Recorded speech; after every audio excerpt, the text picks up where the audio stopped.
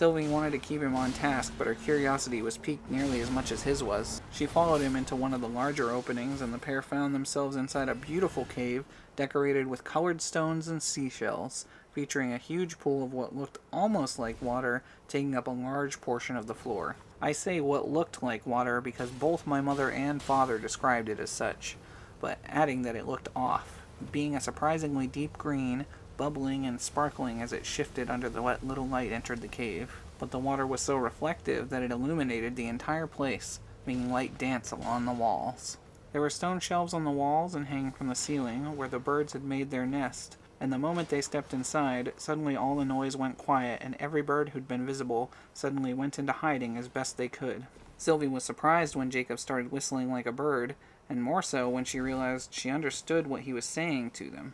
"Hey, it's all right. We don't want to hurt you or your beautiful home. We were just curious, that's all," he whistled pleasantly. One of the pink birds poked his little head out from the hiding before whistling back.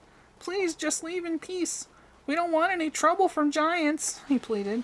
"We won't cause any problems, I promise," Jacob replied. The bird seemed reluctant to come out of hiding, and before the bird who'd spoken to him could reply, his little white partner came out of hiding and used a talon to pull him back to the nest by the feathers. The birds seemed quite mistrusting of them, and none came out to reply to Jacob's attempt to speak with them again.